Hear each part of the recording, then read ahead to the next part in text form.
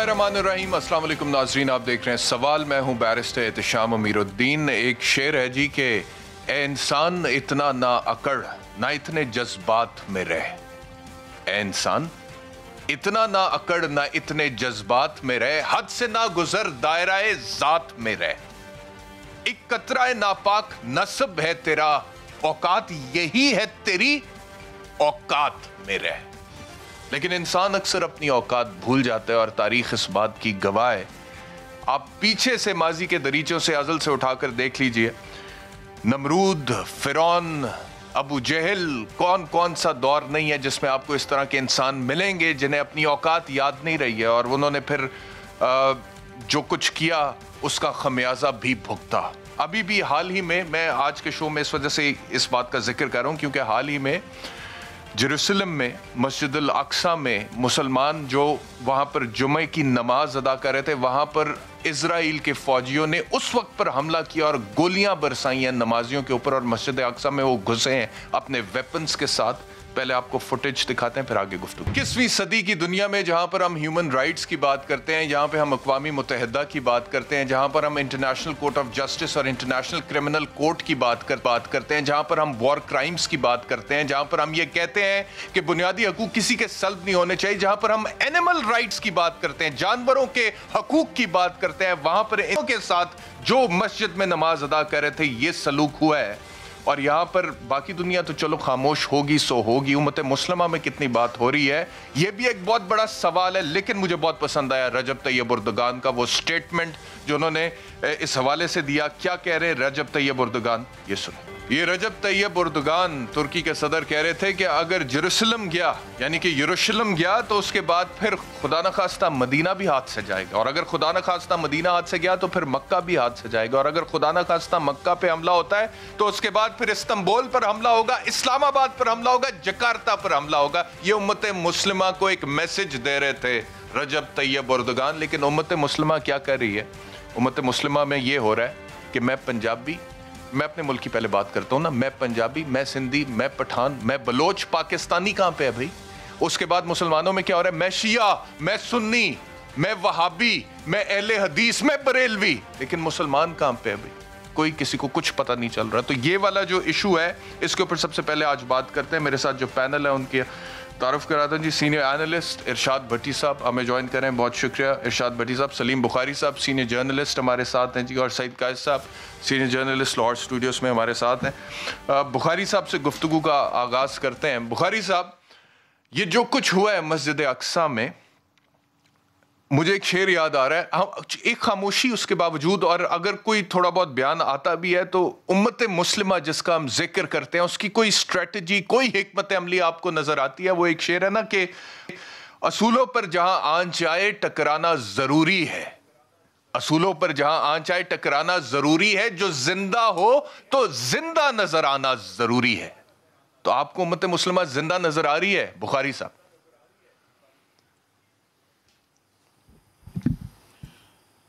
बहुत शुक्रिया आपका। मुझे बहुत खुशी है कि आपने इस इशू को आज अपना मौजूद गुफ्तगू बनाया है, और चूंकि शेरों की ज़बान में आप बात कर रहे हैं तो मैं बेहज़ाद लखनवी साहब जो एक बड़े पाए के शायर थे अपने दौर में, उनके 3 शेर आपको सुनाना चाहता हूँ। वो इस पूरी सूरत हाल की अक्कासी कर देंगे।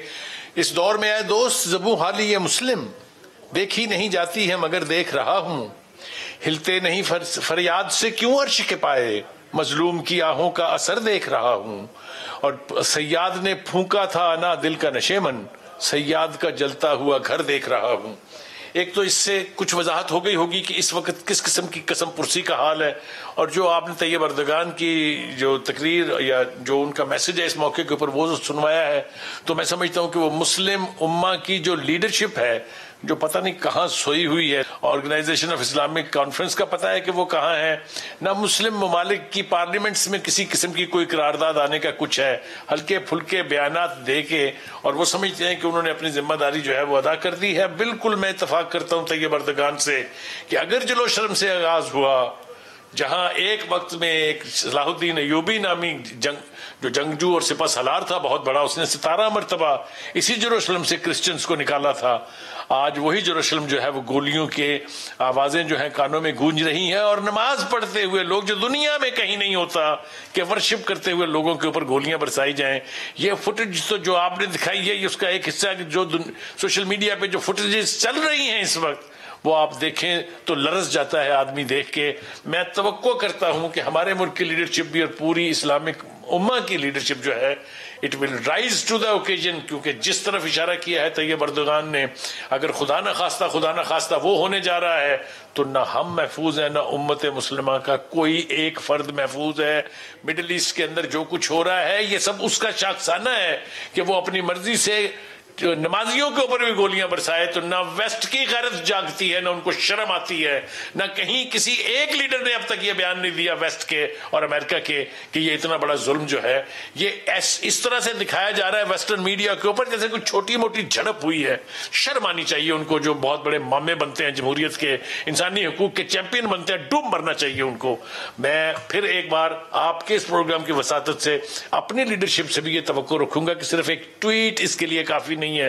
पार्लियामेंट का इजलास बुलाइए, इमरजेंसी यूनाइटेड नेशन के जनरल असेंबली का इजलास बुलाइए, या सिक्योरिटी काउंसिल का, या अरब लीग का जो इजलास हो रहा है उसके साथ साथ ओआईसी का इजलास बुलाइए कि ये हमारी जिम्मेदारी है, हम कोई एहसान नहीं कर रहे उन पर। ठीक। इरशाद भट्टी साहब, मस्जिद अक्सा यरूशलेम और मस्जिद अक्सा से सबसे ज़्यादा तो वो किबला अव्वल तो है, लेकिन एक उससे अकीदत जो है हमारी मुसलमानों की वो ये है कि रसूलुल्लाह सल्लल्लाहु अलैहि वसल्लम के हवाले से जब हम सफ़र मिराज की बात करते हैं तो उसमें यही है ना कि जी वो पहले मस्जिद अक्सा गए और उसके बाद वहाँ से मिराज यहीं से गए सफ़र शुरू होता है और वो सिदरतुल मुंतहा से आगे जाके अपने क्रिएटर की बारगाह में हाजिर होते हैं। तो अब मस्जिद अक्सा में आज ये हो रहा है 21वीं सदी में, क्या कहिएगा? पहली बात तो ये है कि आपका बहुत शुक्रिया बुखारी साहब ने जैसे कहा कि आपने इस मौजू को छेड़ा, इस मौजू पे बात की और हमें भी मौका दिया, वरना हज के मुसलमान हम समेत, मुझ समेत, हमारे पास इतना कहाँ वक्त कि हम इन मौजूआत पे गुफ्तगू करें, या हम कि कहाँ अब वो रह गई वो बातें, वो जो सारी बातें जो बुखारी साहब अभी शेरों में बयान कर रहे थे या हवाले दे रहे थे। 55 से ज़्यादा मुसलमान मुल्क हैं, दुनिया का हर चौथा बंदा जो है वो मुसलमान है, हर चौथा शख्स मुसलमान है। तेल सोना क्या कुछ नहीं है हमारे पास, और सबसे बड़ा तेल सोने से बड़ा एक अल्लाह, एक रसूल, एक कुरान हमारे पास है। और हम कर क्या रहे हैं? हम कर रहे हैं कश्मीर पर, हम हर रोज़ सो जाते हैं, बिलीव मी, हर रोज़ सोते हैं, चैन के साथ सोते हैं, अपने बच्चों के साथ शॉपिंग करते हैं। आज तीसरा दिन है ईद, ये भी ईद हमने बड़ी खुशियों से गुजारी होगी, कश्मीर के होते हुए, जलते हुए कश्मीर के होते हुए। नींद नहीं आती थी मुसलमानों को, जो मुसलमान हुआ करते थे या जो मुसलमान कहलाया करते थे। हमें तो शर्म आनी चाहिए अपने साथ मुसलमान नाम लगवाने के, वो जिसका हजूर सल्लल्लाहु अलैहि वसल्लम ने फरमाया मुसलमान तो एक वजूद की शक्ल का है, जिसका मफहूम है कि जिस्म के किसी हिस्से में तकलीफ़ हो तो उसको पूरे जिस्म को तकलीफ़ होती है, हमें कहाँ तकलीफ़ होती है। अच्छा, सबसे बड़े हमारे जो चैम्पियंस हैं उन्होंने मोदी को अवार्ड दे दिए हैं, अब सिविलियन अवार्ड मोदी को दे चुके हैं सबसे बड़े, अब मंदिर बन रहे हैं, अब उनके निसाब में तब्दीलियां आ रही हैं, भगवान के बारे में बताया जाएगा, बाकी सब कुछ बताया जाएगा। कश्मीर, फ़लस्तीन, इराक़, शाम, लीबिया, बर्मा के मुसलमान, आसाम के मुसलमान, और वो जो कैंपों में दूसरी नस्ल होगी मुसलमानों की, और जो अफ़गानिस्तान और बाकी सारे कहाँ कहाँ है जहाँ जहाँ आग नहीं लगी हुई। और कहाँ गया मेरा अक़वाम मुत्तहिदा, कहाँ गई मेरी आलमी अदालत इंसाफ, कहाँ गई मेरे आलमी दुनिया, कहाँ गया मेरा आलमी ज़मीर, कहाँ गई महज़ब दुनिया। और वो जो ऑस्ट्रेलिया के जंगलों में आग लगी थी तो कुछ जानवर मर गए थे, उस पर मेरी रोती दुनिया, इतनी रहम दिल मेरी दुनिया। ये मस्जिद अक्सा में उन जानवरों से भी बुरे लोग थे, کہاں گئے ہیں میرے لوگ؟ کیوں کشمیر میں عیسائی ہوتے تو آج تک کشمیر کا وہ حل نہ ہو چکا ہوتا؟ کشمیر میں امریکی ہوتے، یورپین ہوتے، یا ایک آبادی رہتی تو آج کشمیر کا مسئلہ حل نہ ہو چکا ہوتا؟ ہم ہمارے بہن بھائی جو ہیں جنہوں نے ہمارے لیے ایک ساتھ کھڑا ہونا تھا، وہ مسلم امہ جو بیوہ امہ بن گئی، وہ او آئی سی ہر مرتبہ جو کہہ کے فارغ ہو جاتی ہے، وہ تو اب اس چکر میں ہیں کہ کس طرح ایک باعزت طریقے سے منہ پہ ڈھاٹا ڈال کر اسرائیل کو تسلیم کر لیں۔ تو ان کے حوصلے بڑھ چکے ہیں اور ہم دن بدن نیچے جا رہے ہیں۔ باقی بخاری صاحب کی 100% بات تھی کہ پارلیمنٹ کا اجلاس بھی بلانا چاہیے، سارا بھی کرنا چاہیے، لیکن ہماری اوقات کیا ہے؟ میں استاد محترم بخاری صاحب کے آگے کچھ سوال رکھنا چاہتا ہوں۔ ہم احتجاج تو کر سکتے ہیں، ہم تو وہ ہیں کہ جس کو مسلم امہ نے بھی OIC مکہ ڈکلیئر سے کشمیر نکال دیا، انہوں نے OIC اجلاس ہوا تو اس میں سشما سوراج کو بلا لیا، اور ہم تو وہ ہیں جو تیل کسی سے ادھار لیتے ہیں، پیسے کسی سے ادھار لیتے ہیں، منگتے بھوکے ننگے۔ ہماری کیا اوقات ہے؟ ہماری کیا حیثیت ہے؟ ہمیں کون جانتا ہے باہر؟ ہم نے ایک بیان دیا تھا، انہوں نے ہمیں ایسا دھوبی پٹکڑے لگائے، ہم کولالم کانفرنس میں جائیں نہ جائیں کوئی پتہ نہیں۔ ہم ایران کے ساتھ ہیں، سعودی عرب کے ساتھ ہیں، درمیان میں ہیں کہ دونوں کے ساتھ ہیں، ہمیں کیا پتہ؟ ہمارا نہ باہر نہ اندر، نہ وہ مسلمان، نہ وہ ایمان، نہ وہ اتحاد، نہ وہ جذبہ، نہ وہ ولولہ، نہ وہ مسجد اقصی۔ ہم اب یہ اجلاس بلا کے اس اجلاس میں کیا کریں گے؟ جس اجلاس میں شاہد خاقان عباسی صاحب کہتے ہیں کہ میں جوتا ماروں، جس اجلاس پارلیمنٹ میں بغیرت، جس اجلاس میں سی پیک پہ کوئی متفق نہیں، کشمیر پہ کوئی متفق نہیں، کرونا پہ کوئی متفق نہیں، ٹڈی دل پہ کوئی متفق نہیں، GB پر کوئی متفق نہیں، اس اجلاس میں کیا کرے؟ کوئی بھی قرارداد یہ مشترکہ طور پہ نہیں لائیں گے۔ کیوں نہیں لائیں گے؟ کیونکہ ہم ایشو نہیں ہے۔ تو اس لیے میری دعائیں، ہمدردیاں ان کے ساتھ ہیں، ان مظلوموں کے ساتھ، اور میں شرمندہ ہوں آج عید کے دوسرے تیسرے دن میں ان سے شرمندہ ہوں، میں شرمندہ ہوں ان سے، اور میں اپنی شرمندگی کا اظہار کرتا ہوں کہ میں بہت کمزور ہوں، بہت کمپرومائزڈ ہوں، میں آپ کے لیے اس کے علاوہ یہ چند جملوں کے علاوہ کچھ نہیں کہہ سکتا، اور ہماری پوری مسلم امہ۔ مجھے ایک دوست، آخری بات بیرسٹر صاحب کے، میں نے پوچھا کہ یہ مودی کے ساتھ تجارت پہ تجارت، انہوں نے کہا کہ یہ جذبات کی دنیا نہیں ہے، مفادات کی دنیا۔ آپ $4 ارب کا تیل خریدتے ہو خلیجی ممالک سے، مودی صاحب $40 ارب کا خریدتے ہیں، تو لوگ $40 ارب کی طرف جائیں گے کہ $4 ارب کی طرف جائیں گے؟ اور آپ ادھار لیتے ہو، اور آپ کا چکر ہوتا ہے کہ 2 سال بعد دیں گے، وہ نقد لیتے ہیں۔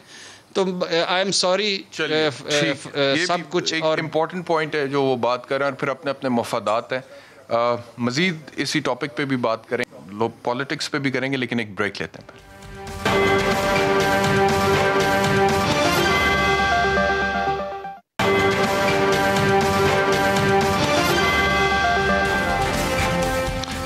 صاحب، آپ نے بھٹی صاحب کی اور بخاری صاحب کی گفتگو سنی ہے، میں چاہتا ہوں آپ بھی پہلے اپنے کچھ کلمات کہیے۔ باتیں کی ہیں، دل لہو ہے ہمارا، اور میں سمجھتا ہوں کہ ایک دہشت گرد ریاست ہے جو ہے یہ جو اسرائیل ہے، مگر میں کچھ اور اینگل سے آتا ہوں۔ آج سلطان صلاح الدین ایوبی کے میں یاد آ رہی ہے، بہت بڑے بڑے نام تھے ہمارے۔ سلطان صلاح الدین ایوبی جو ہے وہ آف شور اکاؤنٹ نہیں کھلواتے تھے، وہ یہودی فرمیں جو ہے وہ ان کو انگیج کر کے پاور میں نہیں آیا کرتے تھے، وہ یہاں سے مال اٹھا کے یہودیوں کے بینکوں میں نہیں رکھتے تھے۔ آج ہم ذلیل کیوں؟ وہ تو ہمارا دشمن ہے، وہ تو ہمیں مارے گا، مگر ہمارے اندر کا دشمن کون ہے؟ جو ہمیں بیچتے ہیں، جو جا کے وہاں اقتدار میں آنے کے لیے ان کی فرموں کو پیسے دیتے ہیں، ان کے ترلے کرتے ہیں۔ ہاں، یہاں قرضے لے کے ہمیں غلام بنا کے، ہمیں معذور کر کے ان گورے سیٹھوں کے آگے اپاہج بنا کے پھینک دیتے ہیں، اور ہم جو ہے وہ ان کا دفاع کرتے ہوئے نہیں تھکتے۔ ہم کو کس نے مروایا؟ کون مروا رہا ہے ہمیں؟ ہماری دولتیں کدھر جا رہی ہیں؟ آج ہمارے اگر چین نے جب واپس لیا تھا ہانگ کانگ، تو کیسے لیا تھا؟ انہوں نے جمہوریت کا ڈرامہ کرنے کی کوشش کی، اس نے کہا میں آدھے گھنٹے میں آکیوپائی کر لوں گا۔ ہمیں ایک عظیم قوم کو کس نے اپاہج بنایا؟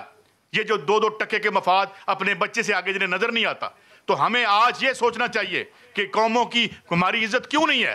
کیونکہ ہماری لیڈرشپ کرپٹ ہے، وہ اس کا کوئی اصول نہیں ہے، وہ اپنے اقتدار کے لیے وہ اسرائیل کے پیروں میں بھی جا کے بیٹھنے کو تیار ہو جاتی ہے۔ That's why we are suffering in this world. اور ہم اکیلے بیٹھ کے روتے رہتے ہیں, ہمارے آنسو پوچھنے والا کوئی نہیں ہے, اور یہ تصویریں دیکھ کے ہمارے دل پہ گھوں سے پڑتے ہیں. اس لیے کہ ہم یہ جو امپورٹنٹ لیڈرشپ ہے آپ کی, میں کسی ایک کی بات نہیں کر رہا جو آج تک 70 تک, اور ترکی کی بات کرتے ہیں. 1949 میں ترکی نے فارملائز کیا اپنے ریلیشن شپ اسرائیل کے ساتھ, مکمل کوآپریشن اکنامک اس کا. 1949 میں اس نے تسلیم کر لیا تھا اس کو. یہاں آ کے ووٹ لینے کے لیے اور وہ اپنی آمرانہ پالیسیوں کو جاری کرنے کے لیے ہم اسلام کو بھی استعمال کرنے سے ہم رو رہے ہیں, کیونکہ مجھے درد ہے, آپ کو درد ہے, بخاری صاحب کو درد ہے, میرے بھائی بھٹی صاحب کو درد ہے. ان کو کوئی درد نہیں ہے, یہ صرف یہ ڈرامہ کرتے ہیں. انہیں جب جس طرح میرے بھائی بھٹی صاحب نے کہا کہ ان کو مودی سے فائدہ ملے مودی کی طرف چلے جائیں گے, انہیں نتانیاہو سے فائدہ ملے اس کی طرف چلے جائیں گے. اس لیے ہمیں اپنی لیڈرشپ اپنے صفوں میں سے تراش کے لانی پڑے گی.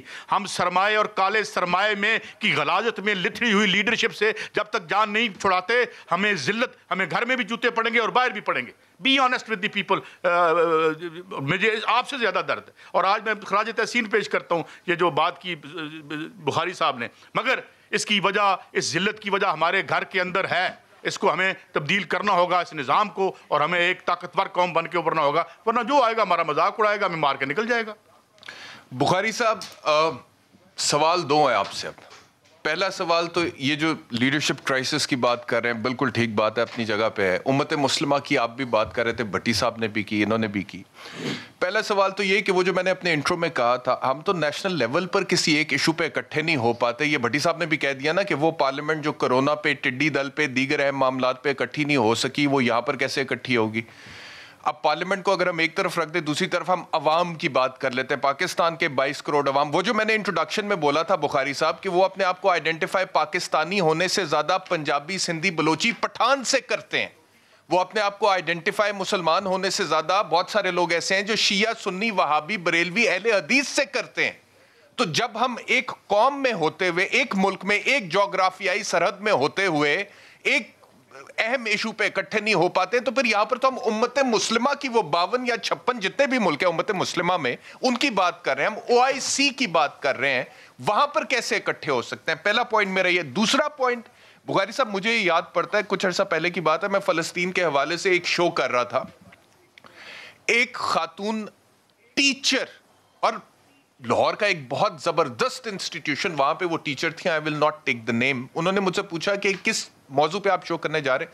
میں نے کہا جی میں فلسطین پہ کرنا. I am not interested. She literally said I am not interested, ہمارے اپنے تھوڑے ایشوز ہیں. تو یہ جو ایک خود غرضی کی اپروچ ہے ہمارے اندر, اور اس میں کوئی شک نہیں ہے کہ ایشوز تو ہیں, روٹی کپڑا مکان تعلیم صحت انصاف لوگوں کو نہیں ملا اس ملک میں. وہ کہتے ہیں ہمارے ایشوز کی آپ پہلے بات کریں, ہم فلسطین کی کہاں جا کے سنیں آپ کی بات, یا کشمیر کی کہاں پہ سنیں. تو کیا کہیے گا اس حوالے سے؟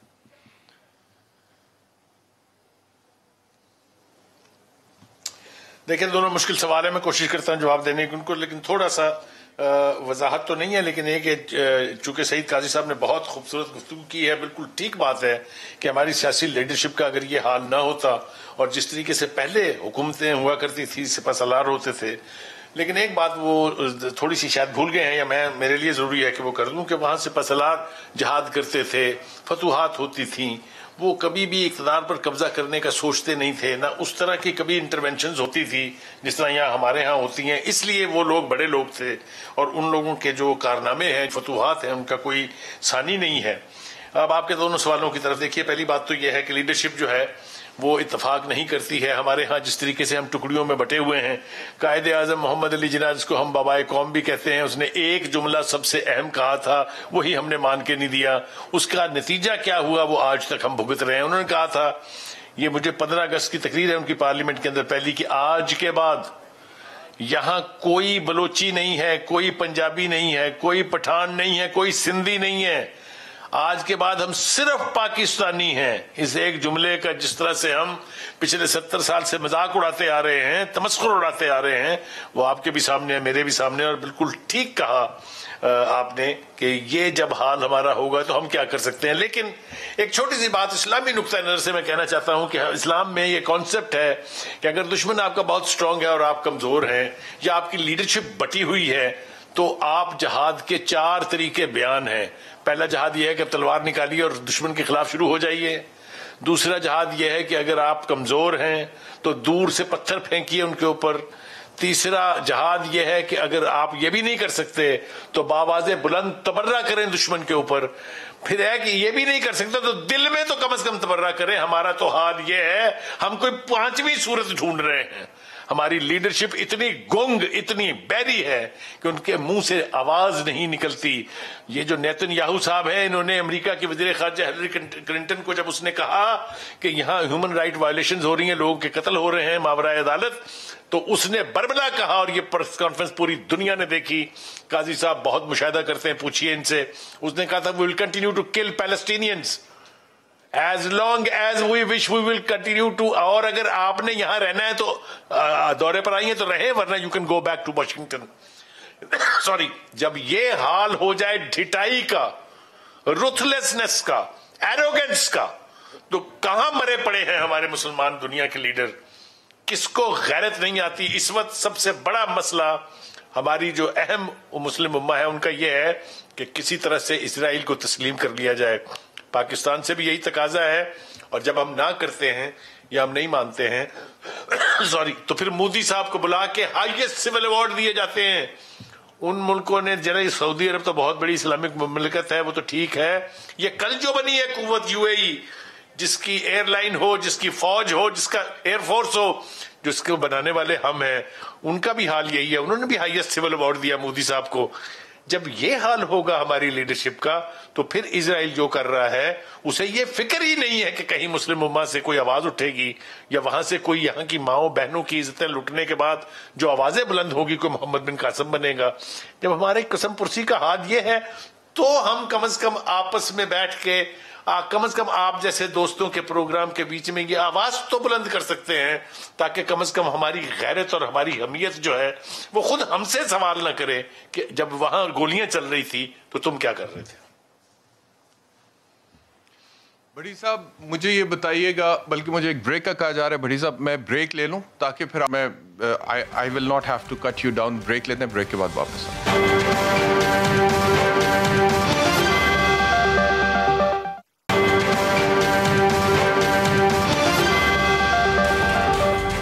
ویلکم بیک ٹو سوال. ارشاد بھٹی صاحب, یہ گفتگو تو ہم کر رہے ہیں اور بات ہو رہی ہے محمد بن قاسم کی, بات ہو رہی ہے صلاح الدین ایوبی کی اور ہماری تاریخ کی. اور مجھے یاد آتا ہے علامہ اقبال کا شکوہ, جواب شکوہ. اقبال نے جواب شکوہ میں کہا تھا نا کہ باپ کا علم نہ بیٹے کو اگر ازبر ہو تو پسر قابل میراث پدر کیوں کر ہو.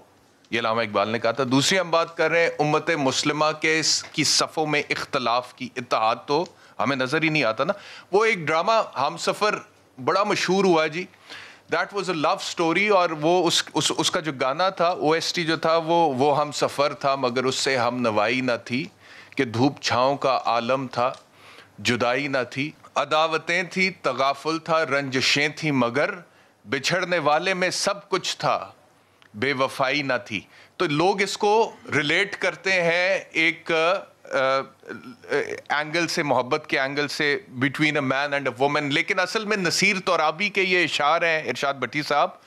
اور جب فال آف ڈھاکہ ہوا تھا 1971 میں, اس پر نصیر ترابی نے یہ کہا تھا, فال آف ڈھاکہ پہ, سکوت ڈھاکہ پہ یہ کہا تھا کہ عداوتیں تھیں تغافل تھا رنجشیں تھیں مگر بچھڑنے والے میں سب کچھ تھا بے وفائی نہ تھی. تو ہم تو آپس میں نہیں ایک رہ سکے, دو لخت ہوا پاکستان, ایک ایسا زخم جو آج تک دکھتا ہے, لگتا ہے یہاں پہ آ کے. تو آگے کیسے اکٹھا کرنا ہے ہم نے امت مسلمہ کو بھٹی صاحب؟ یہ کشمیر, یہ فلسطین, اور پھر جب ہم بات کرتے ہیں ہمارے اوپر الزام لگتا ہے انتہا پسندی کا بھی. جو انتہا پسند ہیں وہ تو ہیں, وہ غلط ہے, ان کی ہم بھی کرتے ہیں حوصلہ شکنی اور ان کو کنڈیم کرتے ہیں, لیکن ان معاملات پہ جب بات نہیں ہوگی ویسٹ میں تو آواز تو اٹھائیں گے ہم. دیکھیے وہی بات, آپ کی بات, سعید قاضی صاحب, بخاری صاحب کی بات, ایمان کی قسمیں کہ اگر آپ ہاتھ سے نہیں روک سکتے تو زبان سے برا کہیں, زبان سے نہیں روک سکتے تو دل میں برا کہیں, کم از کم اتنا تو کہیں. ہم تو زبان سے, اللہ نے موقع دیا ہاتھ سے بھی روکیں گے, اللہ نے موقع دیا ہم سارے جو بیٹھے ہیں اللہ نے موقع دیا زبان سے بھی کہہ رہے ہیں, دل میں بھی برا کہہ رہے ہیں. یہ ساری باتیں ٹھیک, اور یہ بھی ٹھیک کہ یہ وہ ہمارے وجود کا حصہ ہیں سارے. لیکن بھائی جان بات بیسیکلی وہی ہے کہ جس کی طرف ہم سارے اشارہ کرتے ہیں, جس کی طرف دیں, ہم کون کرے گا ہماری رہنمائی؟ रहनुमाई तो बड़ा लफ्ज़ है, रहनुमा तो एक ही कायदे आज़म थे, वो चले गए, बाकी सारा तो छान बूरा है, और वो छान बूरे में हम भी छाने जा रहे हैं।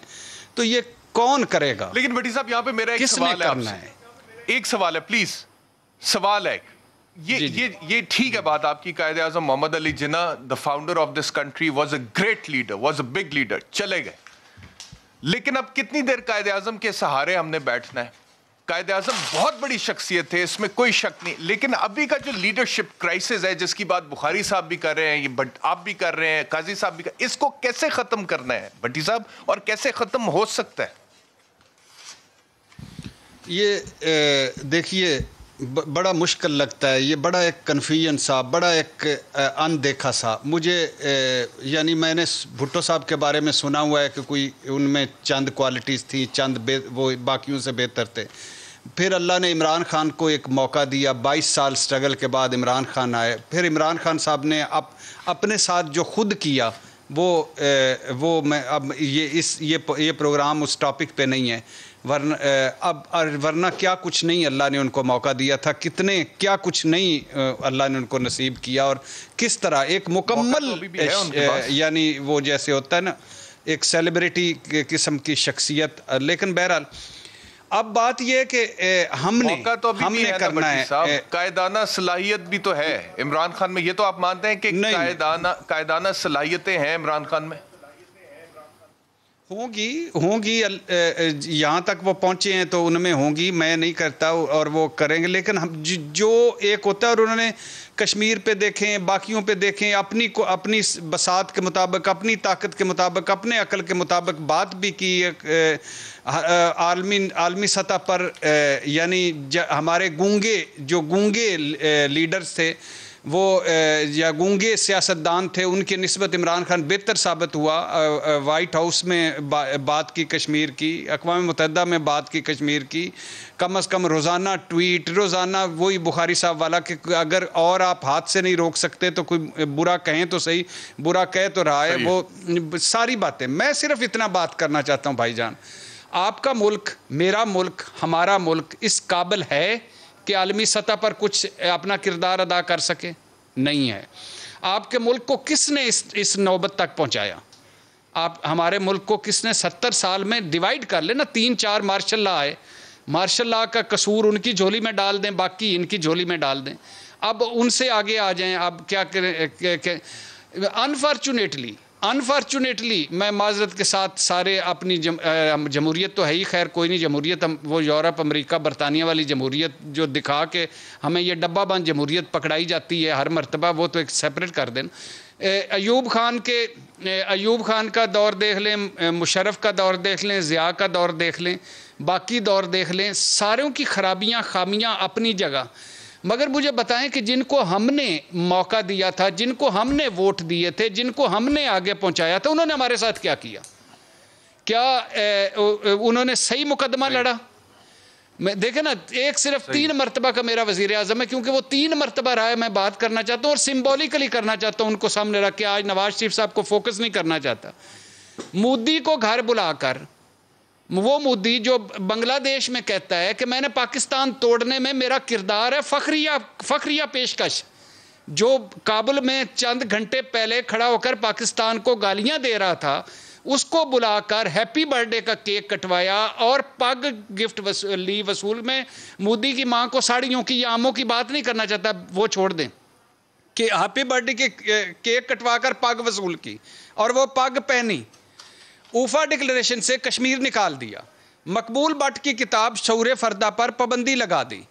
उसके बाद सजन जंदल को लेकर मरी पहुंच गए बगैर वीज़े के। उसके बाद जब उसकी मोदी की ओथ टेकिंग पे जाते हैं तो हुर्रियत कॉन्फ्रेंस वालों को नहीं मिलते, और उन मोदी और बिजनेसमैन के घर चले जाते हैं। उसके बाद जब भी मौका आता है तो आप क्या कहते हैं कि क्या फरमाया करते थे आप? किस तरह आपने कश्मीर का मसला हल किया? ये हमारा कश्मीर है। इस पॉइंट पे मैं चाहता हूं कि काजी साहब का भी ओपिनियन ले लें और फिर बुखारी साहब का भी ले लें। इस पॉइंट पे मैं आपकी तरफ वापस आता हूं। भट्टी साहब जी का सब देखें, मैं आपको एक बात बताऊं, مودی یہ جو طرز حکمرانی، میں بھی اقبال کا گھر بلایا، شادی میں بلایا، چادر دی، کہتے ہیں نا کب ڈوبے، اقبال کا وہی شکوہ سے، کب ڈوبے گا سرمایہ، نہیں شکوہ نہیں، لعنت خدا کے حضور میں، کہ کب ڈوبے گا سرمایہ پرستی کا سفینہ، دنیا ہے تیری منتظر روز مکافات. بات یہ ہے، ہوا کیا ہے؟ ہوا یہ ہے کہ یہ سرمایہ کی بنیاد پہ جو مفادات ہیں وہ جندال کے اور یہاں کے سرمایہ دار کے ایک ہو گئے ہیں. وہ پروفٹ سیکرز ہیں، لیڈروں کا بہروپ. یہ ٹھیک کہہ رہے ہیں سارے میرے دونوں دوست. مسئلہ یہ ہے کہ وہ اور دنیا کے باسی ہیں، ہم اور دنیا کے باسی ہیں. یہ ہے آپ کا دو قومی نظریہ. وہاں پہ کیا تھا؟ جو آئرن اور کے ٹھیکے تھے وہ اس کو رستہ چاہیے تھا یہاں سے، ہم وہاں بینکوں میں بنانا چاہتے تھے. اور جب کاروبار بھی تم ہی کرو گے، حکمرانی بھی تم ہی کرو گے، تو کاروبار پہلے آئے گا، حکمرانی بعد میں آئے گی. کیونکہ گندی دولت کی جب لت لگ جائے تو حضور پاک صلی اللہ علیہ وسلم نے بھی کہا تھا کہ آپ کا پیٹ صرف قبر کی مٹی بھر سکتی ہے، اور کتنا کھانا جو ہے کیا کرنا ہے. اس لیے مجھے وہ امریکن ایکٹر کی بات یاد آتی ہے. امریکن ایکٹر مجھے ابھی نام یاد آ جائے گا، وہ جو تھا بورن آئیڈینٹی والا. وہ کہتا ہے کہ میرا جو صدر ہے، امریکہ کا جو صدر ہے، اس کا اپنی عوام سے اتنا رشتہ نہیں جتنا روس کے صدر سے ہے. یہ حکمران طبقے کے مفادات ایک ہیں، یہ اوپر سے ایک ڈرامے کرتے ہیں. ابھی میں نے ترکی کی بات کی، ترکی کا فل کوآپریشن ہے اسرائیل کے ساتھ، 1949 سے اس کو مانا ہوا ہے. اکنامک ہے، ملٹری کا کوآپریشن ہے. مگر چونکہ اس کی جو کانسٹیچوئنسی ہے وہاں رائٹ ونگ اسلام بیچ کے ان کے داماد کا ٹھیکہ یہاں بھی تھا. موصوف کو شہباز شریف صاحب نے ان کے داماد کو لاہور کا ٹھیکہ بھی دے رکھا تھا. اور ٹھیکہ فروش بھی کبھی لیڈر ہوئے ہیں؟ مجھے بتائیں یہ پراپرٹی ڈیلر بھی کبھی لیڈر ہوئے ہیں؟ یہ کریں کیوں؟ یہ ہے بات. وہ حریت نہیں رہتی، وہ جفاکشی نہیں رہتی، وطن سے محبت نہیں رہتی، وطن کے لیے کٹ مرنے کے جذبے ختم ہو جاتے ہیں، اکاؤنٹ بڑے ہو جاتے ہیں. تو لائیں لیڈر اپنی صفوں سے، اور سرمایہ پرستی کا سفینہ نہیں اگر آپ ڈبوتے تو آپ کے حقوق کا دھندا ہوگا. یونائٹڈ نیشن کیا ہے؟ چوروں کا باورچی خانہ کہا تھا لینن نے اس کو، اس سے بھی بدتر ہے. کچھ بھی نہیں ہے آپ کے پاس. جب یہ ایٹم بم کا دھماکہ کر رہے تھے ساری شغل سوسائٹی کہہ رہی تھی نہ کرو، میں کہہ رہا تھا ہن کرو، مار دیں گے تمہیں. اگر آپ کے پاس ایٹم بم نہ ہوتا ابھی تک گھس آ کے آپ کے. یہ ہے نہ ڈائریکشن ہے، نہ ہماری لیڈرشپ ہماری صفوں سے آ رہی ہے. اور جو لیڈرشپ ہے اس کے مفادات جو ہیں وہ سوئس بینکوں میں ہیں، پاکستان کی دھرتی میں نہیں ہے. جب تک انہیں ہم تاریخ میں جوتے مار کے تاریخ کے کوڑے دان میں پھینک کے اپنے طبقے سے اپنے لیڈر جو ہمارے طرح درد رکھتے ہیں، جن کے بچے یہاں بے دوا مرتے ہیں، جنہیں ہمارا درد ہے، ان کو نہیں لائیں گے تو ہم یہی روتے رہیں گے. آخری 2 منٹ ہے میرے پاس، میں چاہتا ہوں بخاری صاحب ہم سب میں سے سینئر ہیں، تو بخاری صاحب کنکلوڈ کیجئے پلیز ساری ڈسکشن کو آج کی. دیکھیے جو چونکہ ہم ذکر مودی صاحب کا کر رہے ہیں، اور یقینی طور پہ میرا ذاتی خیال ہے کہ جتنے بھی لیڈرشپ ہماری رہی ہے ماضی میں، ان سب نے امریکہ کی خوشنودی کے لیے کسی نہ کسی صورت میں یعنی خوشامد کی ہے، یا یوں کر لیجیے کہ خوش کیا ہے، اپیز کرنے کی کوشش کی ہے ہندوستان کی لیڈرشپ کو. یہ جو فرمایا ابھی سعید قاضی صاحب نے بالکل ٹھیک ہے. لیکن ذرا ہم دیکھتے ہیں کہ آج کی ہماری لیڈرشپ نے کیا کیا ارشادات فرمائے ہوئے ہیں.